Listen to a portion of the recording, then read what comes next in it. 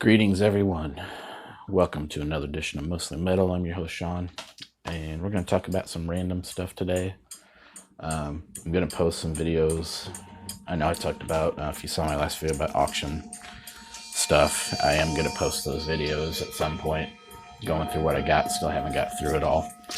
But we're going to just talk about some random stuff I got today. Some of it I got in the auction, some of it I didn't. What we're listening to in the background, though, is a split between Wormlust and Skaphe. Skaphe, I don't know how to pronounce the band's name. Back there, kind of some cool artwork.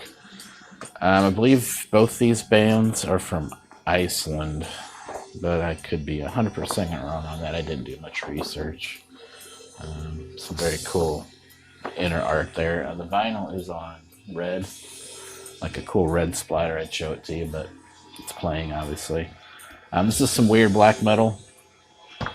Both bands are known to be fairly experimental. I think Wormlust is more straightforward, if you can call it that.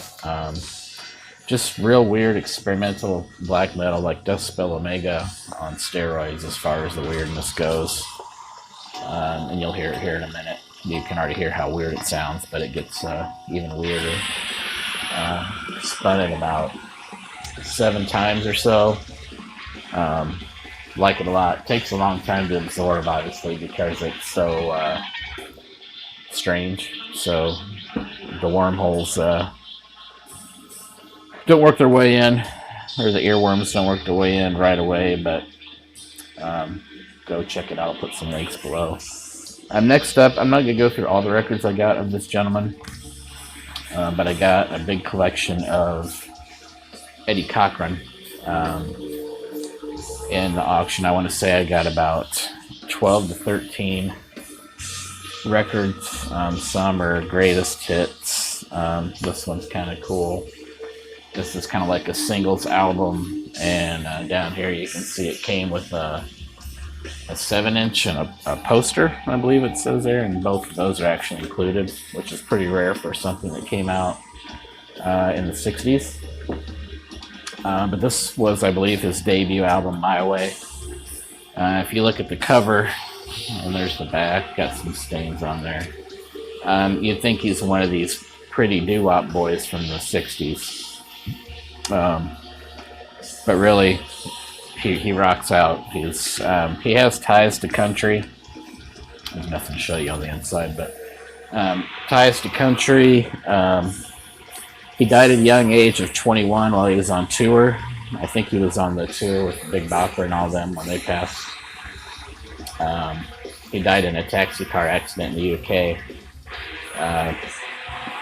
According to reports, some of the research I did, he was in a taxi. The taxi driver was driving crazy, and there was a wreck imminent, and he covered up his fiancée to try to protect her, and the impact of the wreck swung open the passenger door, and he was thrown out of the car and passed away the next day on Easter.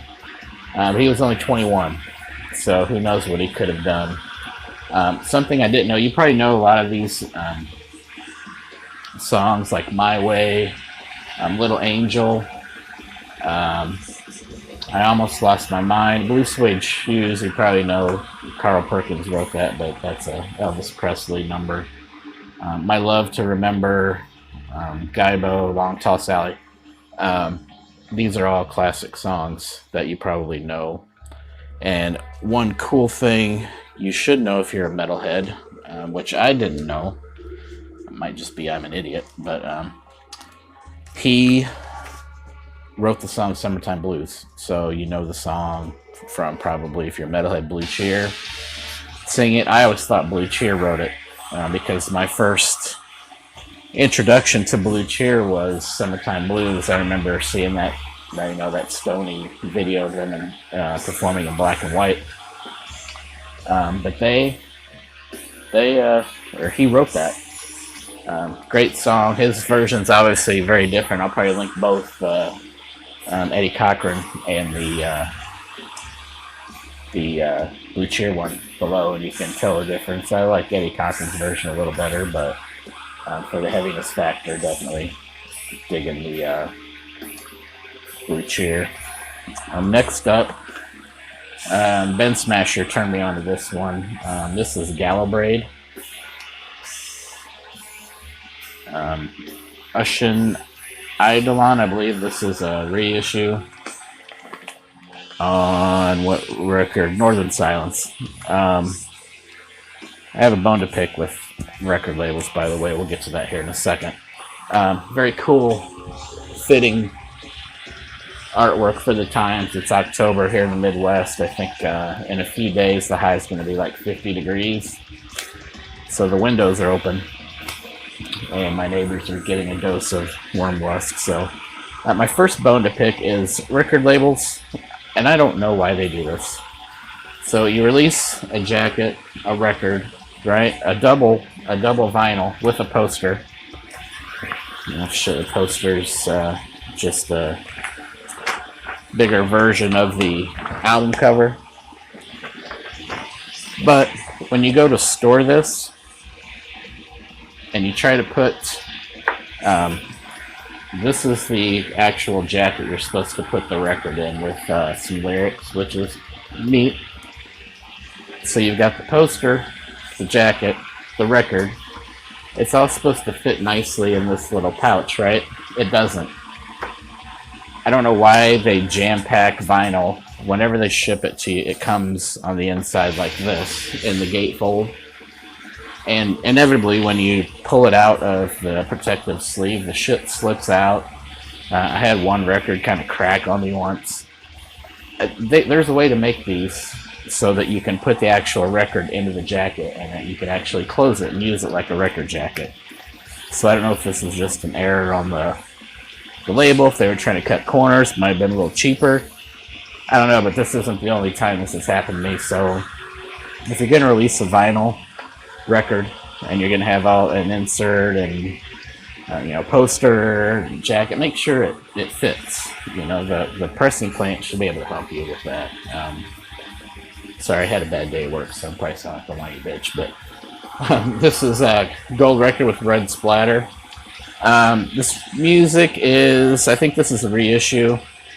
Very Agalloch-like, if you're a fan of Agalloch. To me, this is almost too much like Agalloch. I mean, if you're going to copy a band, they're one of the best ever, in my opinion, so why not copy them? But it just sounds at times a little too much like them, but I listened to it, like I said, and maybe I haven't said it 4 or 5 times. It's good. I think I heard this is a one-man band, and the dude's like super young. And if you can see the artwork, there's lots of detail in the artwork, which is really cool. You don't get that with a streaming service or digital file. So check out Gallowbraid. Good stuff. Next up, what do I want to talk about? Let's talk about this one. It gets a lot of attention for some reason lately. And the new Sinmara. The title is Vissel Jarnana. I don't know. 180 gram smoky vinyl. This is their newest release, came out in 2019. This is a double vinyl, and guess what? You can actually put the fucking records in the jacket. It's pretty cool.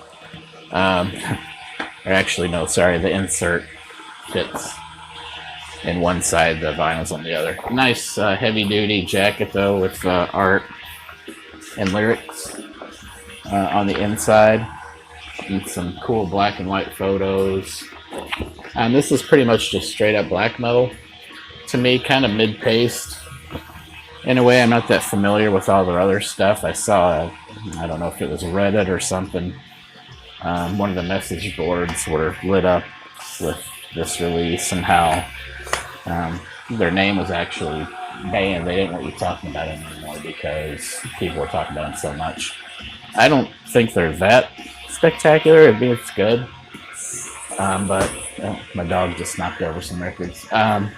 It's good, but it's not, I'm not sure there's anything here you haven't heard already.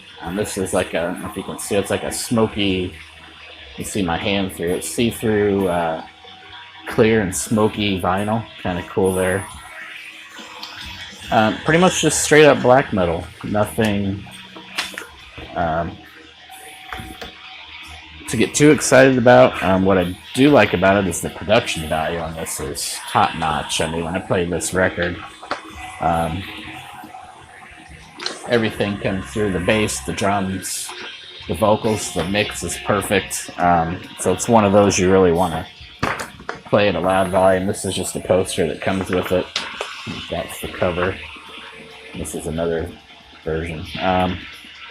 Good stuff, solid. I don't understand why there's so much hype around this band, but I'm glad I purchased the record.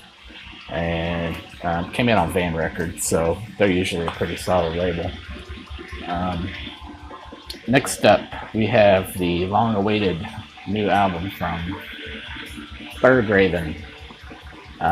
This one, I think it's with Det from Linda Mignette. Probably mispronounce that, but this is their first album in 10 years. This is another weird one that took me a little bit to get into. I'm going to say I listened to it about 10 times. There's the inside. I listened to it about 10 times before a few songs really started to creep in. And I kind of like that about black metal. There's not much to hear, just cool black vinyl.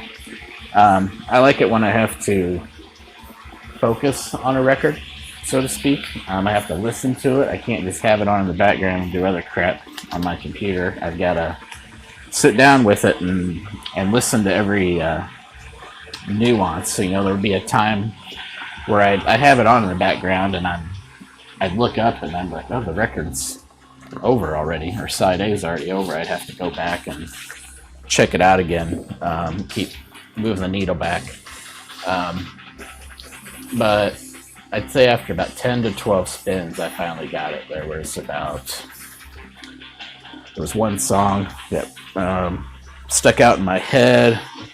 I want to say it was Den Dode Stagar. That riff, the main riff in that song, the best song on the record. I just kept playing that song over and over again. I kept going back. Excuse me. Some other crap I've been listening to off and on. I'm not going to go too deep into detail about these. I don't think I talked about these yet, but High on Fire. This is, Bless Black Wings. Good stuff. This comes with a DVD as well. I cannot break the old case. I think it's a live show. There's the inside.